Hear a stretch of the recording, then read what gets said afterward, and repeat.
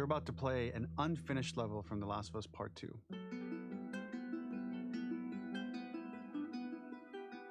The reason we added this section is there are a few sequences, and we picked the 3 of the best ones, that we cut from the game. Often we build a game that's much bigger than what ends up being the final product. They were months away from being finished, but we wanted to give you an insight of what it's like when we built the game, because often we have this whole thing constructed and it doesn't have final art or audio or dialogue. And here you get to see the building blocks of what it's like when we first string a bunch of these levels together. This is the intro to the first deleted level, and this one is the roughest of the 3. We wanted to show more of how Jackson operates. So this is the festival where Ellie ultimately kisses Dina. This sequence would have come very late in the game as a flashback sequence while you're in the farm with Dina. And we wanted to show what is the rest of Jackson doing, and wanted to put on the stick, make it interactive. So you could see when you're outside, there are all these almost like carnival games that you can play. You could mix drinks, you could play with these kids that are playing a sort of clicker Marco Polo, sit down and listen to conversations. And all the different interactions were first or second pass, very, very early passes. The building blocks are there, but nothing is final. And ultimately, while we were very excited by the sequence, it's pretty fun and lighthearted. It just slowed things too much as we're barreling towards the end of the story at this point. So again, reminder, rough, missing audio, missing animation, missing gameplay tweaks, missing dialogue, but pretty representative of what it would have been. So enjoy.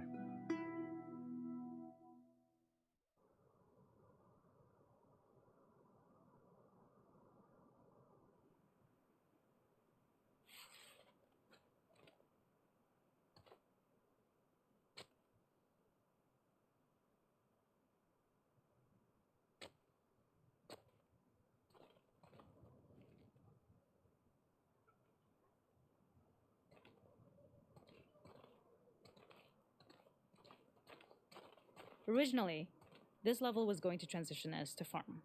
We would go all the way through to the dance, where Ellie and Dina share their first kiss. Then we would play through farm, and when Ellie plays the guitar at night, she would remember the Seth incident. So, the opening for this was a little tricky. We needed it to match at least a little what you might expect emotionally coming from prior beats, because we were already purposefully disorienting you in time and space. Remember, you just came from this huge fight. To jump straight into it would have been a little too jarring. After some back and forth, we rooted it in Ellie's nerves, calling back to her hands shaking in the theater. But this time, for a much more innocuous reason we'll find out later. She's nervous because she has a crush on Dina, who is the only reason why she's here at the dance. Something we really wanted to do was highlight the way their lives had turned upside down since she went down this path. We had this idea of recontextualizing all of our usual gameplay mechanics that were designed for really violent ends. The workbench, door bashes, throwable weapons, and even the infected, which is my personal favorite. Peppered throughout the level are moments of levity or shared history, all the while seeing how happy and mundane they all were before her huge revenge odyssey.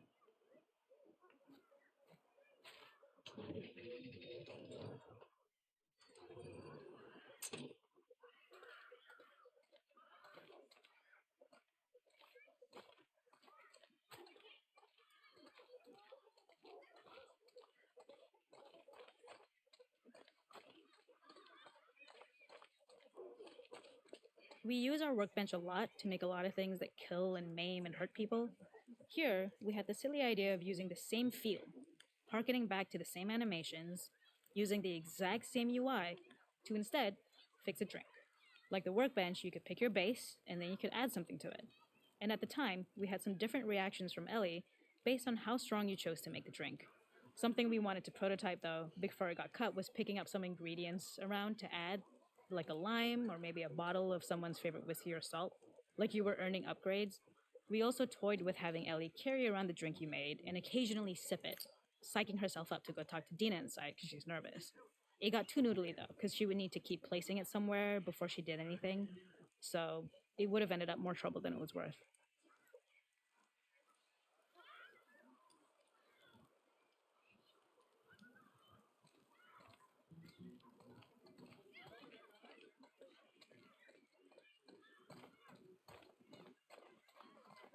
It is not a festival without one of these throwing games. This one, of course, uses our throwable system where you're often chucking explosive things or stunning things, but for a more wholesome purpose, although some people take this game really seriously. A fun aspect of this is if you did well, you could win a toy here. Ellie would place it in her pocket. If you had done this, you'd find the toy with JJ, the baby, later back at the farm. When we cut this, the toy made it through anyway because it was so cute. It is the same one you see on the tractor at the farm. Ollie the elephant. The elephant. The makeup artist is pretty simple. It's one of those little in-game scenes we peppered in to make it feel like Ellie had roots in the town. Hallie, our writer, mentioned that in her mind, an ex-girlfriend of Ellie's tattooed her arm to cover up her scar. So we figured this might be the only time you get to see that. We wanted to hint at it and allude to it and make it feel like there had been so much more that had been happening and so much more that Ellie threw away.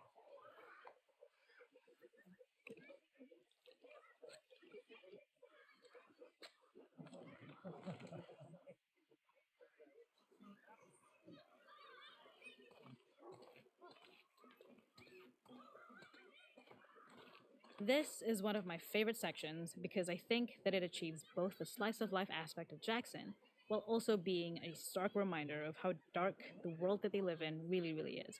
To attract attention and curiosity, one of the kids was supposed to make this adorable, messed up little clicker impression, and the others would giggle.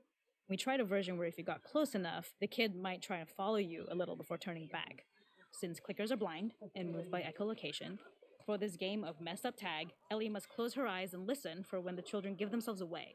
The thought was that these kids are in relative safety. They still grow up with the dangers of clickers and runners, and all those lessons would embed themselves in the games that they play. When the festival got cut, they tried to preserve this moment and move it to the front of the game where the snowball fight is, as a tutorial. However, being in the headspace of a clicker doesn't really teach you how to deal with them. Eventually, it evolved, and they instead made the snowball fight, which was, I think, way more effective. For me, it's character illuminating that not only does Ellie know this game, she plays along. There's a familiarity with the kids that's really nice to see, especially because it's such a difference from the Ellie we see later, who has a sort of hollow normalcy that she's trying to get with JJ, but kind of fails.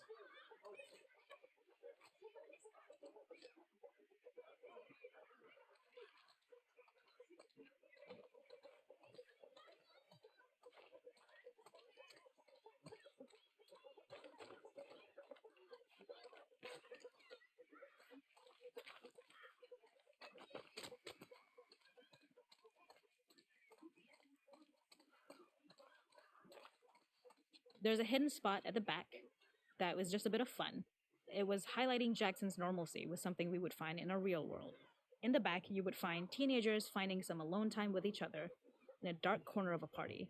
It was rewarding the player for peeking into a hidden corner, but ultimately redirecting them back to the festival. We also had versions of them smoking weed here, despite Maria's consternation, probably having gotten it from Eugene.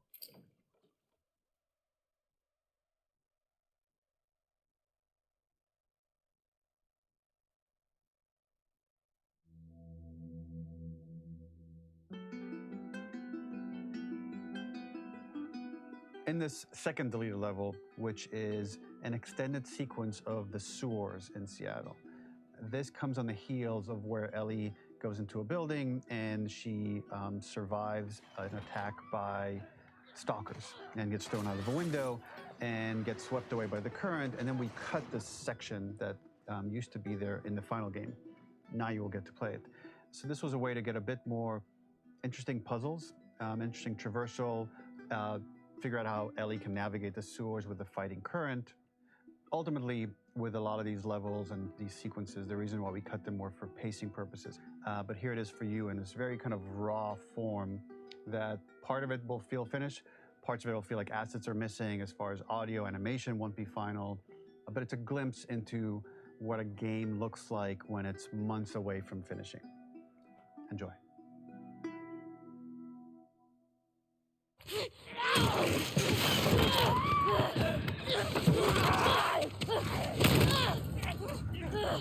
Get off of me!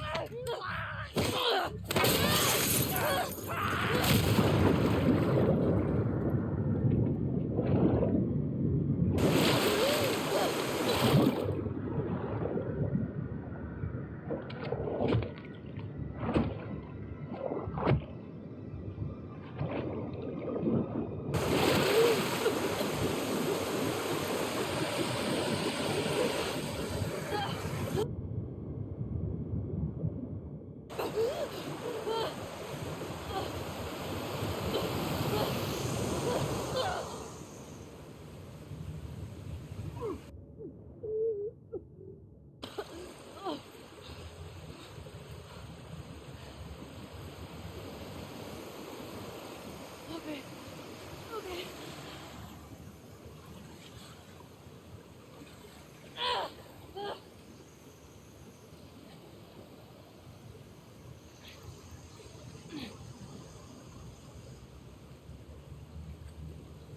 Fuck, Seattle. Okay. Where the hell am I? The ladder acts as an immediate goal for the player, but being able to climb out is not going to be so easy. To keep levels interesting and engaging, we alternate between positive and negative values the player experiences. Here, it's a positive to have found the ladder, but then a negative to discover it's not the solution. But then another positive to identify the next short-term goal of the doorway. By alternating between these opposing values, we give players what they expect, but not how they expect it.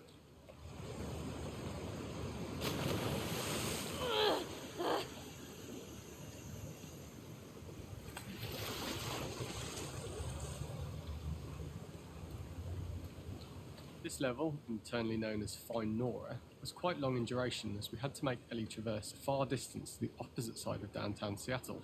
The sewer section was originally longer than what we released the game with, approximately 10 minutes more.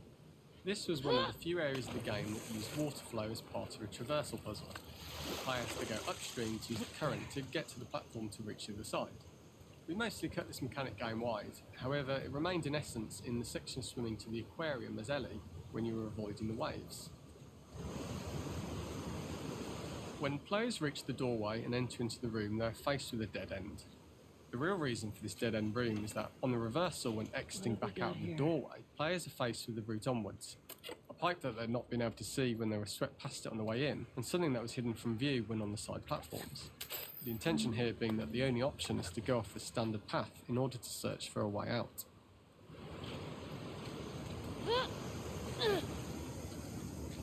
Get me the hell out of here.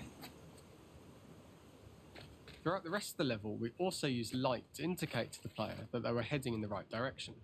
At each turn, however, we blocked the direct route forward. Players would know that they just have to keep finding alternative paths, promoting those feelings of being desperate and trapped.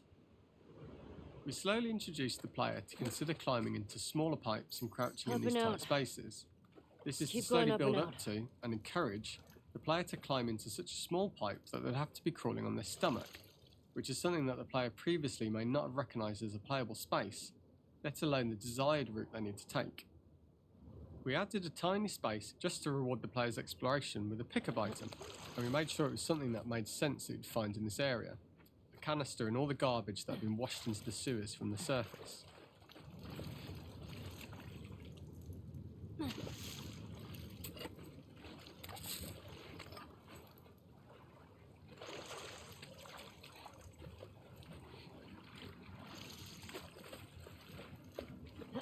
We loved the idea of making Ellie prone through a tiny dirty pipe in order to get out, as it was a great opportunity to use our prone mechanic.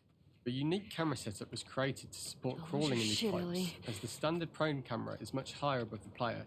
We also created custom collision in order for Ellie to manoeuvre in these tight spaces easily. Initially, the oblong collision capsule around her character caused issues crawling around corners. We put extra effort into the custom corner collision so the movement experience is as smooth as the main game. In order for the player to feel cramped, claustrophobic and desperate, we'd been enforcing the traversal mechanics that allow for a tight environment which promote these feelings. We introduced the use of the squeeze through so that we can keep the player feeling enclosed and tight, but without repeating the same geometry. Here we change from low ceilings with wider walls to high ceilings and tight walls to change up the spatial pacing and keep the level from repeating itself.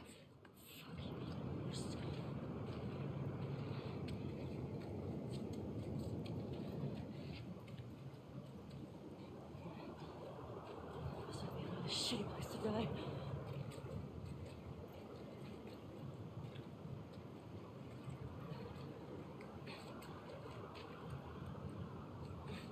Originally, we had the waterline much higher here, so players had to swim through this tight tunnel. However, from watching user test feedback, it was occasionally causing people to discount the route entirely and turn back on themselves. So to avoid any risk of this happening in the final game, we present a lower water level so the tunnel is easy to see and commit to using. Although this isn't as impactful without the prone swim, it's the better decision as it means a smoother experience for the player with no backtracking frustration. We draw the player towards this pipe as it is seemingly the route out of the tight space. Fairly soon it is obvious that this path is blocked. If the player goes all the way up to the bars that block the path, they are rewarded with a pickup so this journey doesn't feel wasted. It is important to encourage the player to try to progress along this path so that they would subtly be thinking of progress in this direction. We hint to the player that there is a bigger, new space beyond this pipe by showing the player the waterfall. This helps players consider the other route where they don't know how far the tunnel is or whether they'd make it. As we surface from the water and over the crest of the slope, we reveal what is further in this tunnel. A clicker that has sprouted and the fungus has grown on the sides of the pipe. It was great to see people who user tested this area becoming increasingly worried as we forced the player to squeeze past the fungus and inches away from the clicker's face, all the time not being sure whether the clicker might be alive or attack them. Although we aren't as cruel as to force a clicker attack in such close proximity, we do have a payoff for this moment. This clicker momentarily turned into Joel to show Ellie's PTSD from what happened to Joel at the start of the game. Ultimately, we decided to save this moment for the farm level as it was more impactful there because it could become the centrepiece of that experience. Whereas in the sewers we weren't able to make it as much of a narrative point and give it the breathing room and reaction time that it deserves, given the tight space.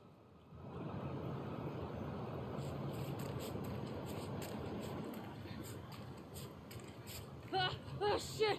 Ah!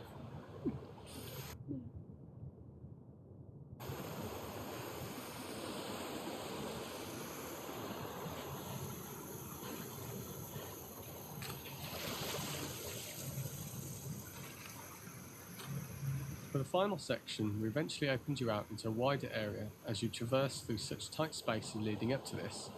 So changing the environmental pacing makes it begin to feel like we're coming to the end of Ellie's ordeal. An earlier iteration used the current that we'd shown at the start for a slightly tougher traversal puzzle to conclude the sewers. The ladder was clearly visible from most of the area, but the player was faced with a fast-flowing torrent of water they couldn't cross. If the player attempted to jump into the water, they were not able to swim across the ladder due to the water's speed, but instead they had to traverse the pipe running along the top of the space in order to get across the water. Using this pipe was retained in the iteration we shipped with, as it's the last of the extreme methods Ellie has to undergo in order to escape the sewers, and what she will go through in her pursuit of revenge.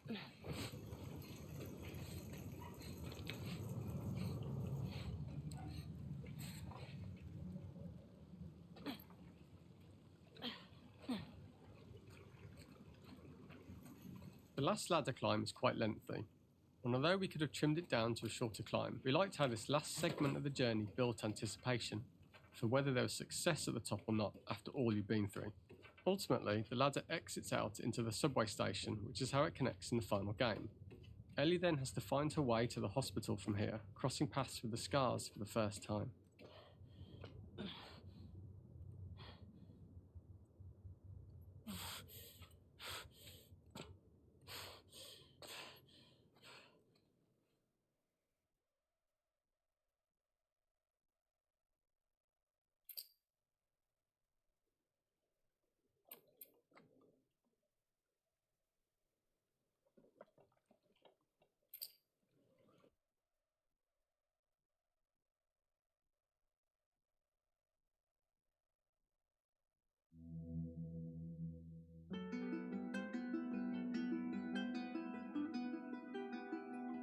For this third and final deleted level, what we call the boar hunt sequence, this was a sequence pretty late in the game. It was right after the whole Seattle Abby sequence where Abby spares Ellie. And then we wanted to come back into Ellie's story, but keep it a bit mysterious of how much time has passed, where is Ellie now? So we're coming in on Ellie and she's following a trail of blood. And we wanted to mirror in a way the deer hunt sequence from the first game, but this time do it with a boar. And there's something with Ellie that now she can't let go of this violence. She's pursuing it, even against this innocent animal. This was another opportunity to show how the violence that Ellie has experienced, the violence that she witnessed being afflicted onto Joel, is still sticking with her, and she's still experiencing these PTSD moments. This was a sequence that was pretty far along and was cut pretty late in production. Parts of it are still really rough, but the gameplay, the building blocks were all there. I think you'll have fun to see, like, again, a rough, unfinished sequence that you can play. You can see all the way to the end, and including a cinematic that we end up cutting. And the remnants of the sequence ended up being mentioned in Ellie's journal. So this part of the story that we developed still made its way into the game as kind of optional stuff that you could read about, but here you get to experience it. So as a reminder, this is pretty rough, months away from being finished, but you get to see it now.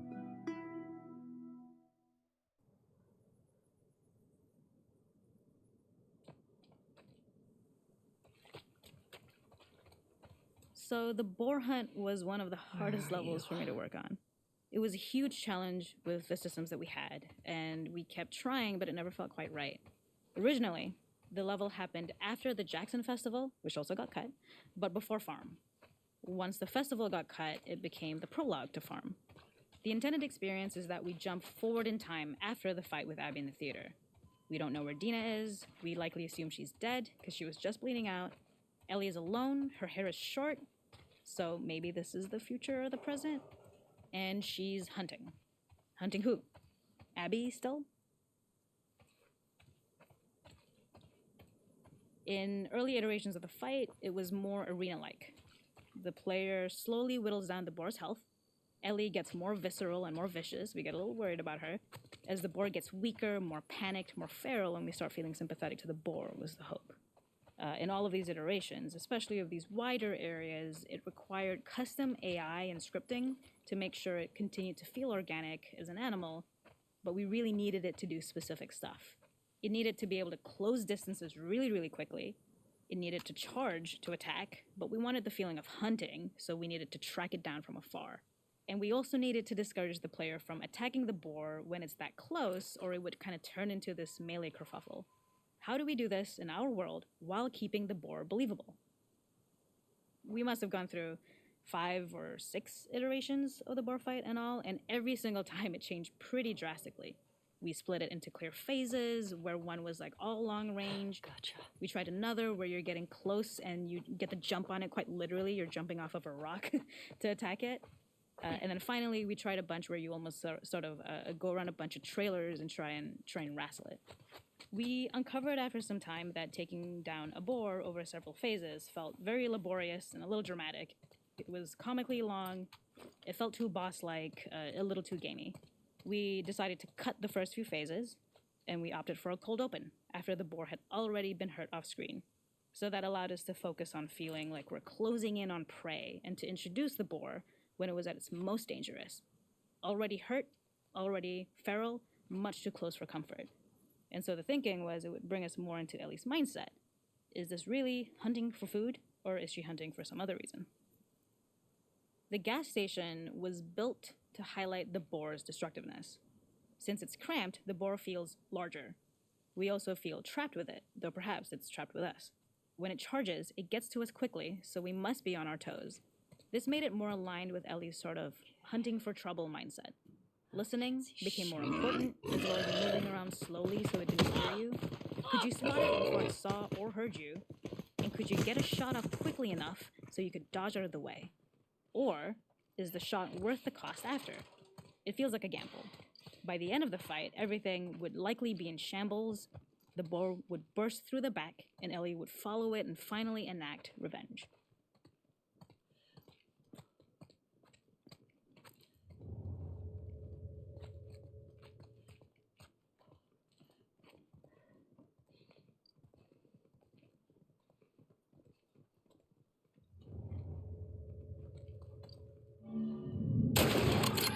Got you.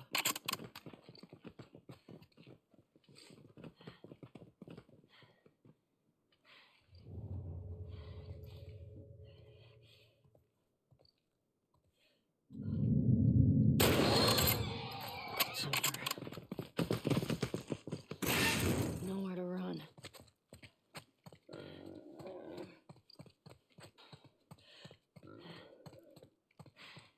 The boar kill was supposed to be anything but glorious.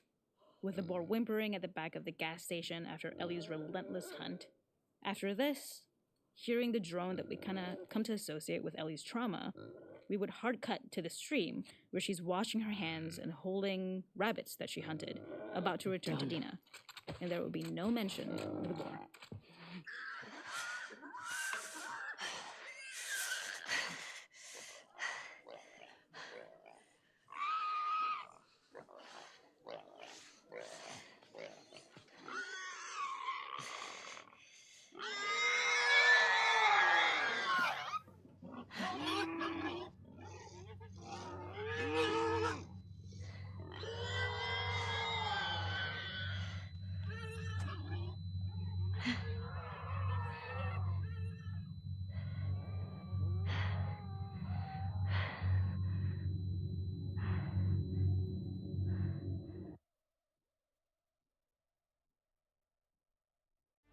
I hope you enjoyed the video.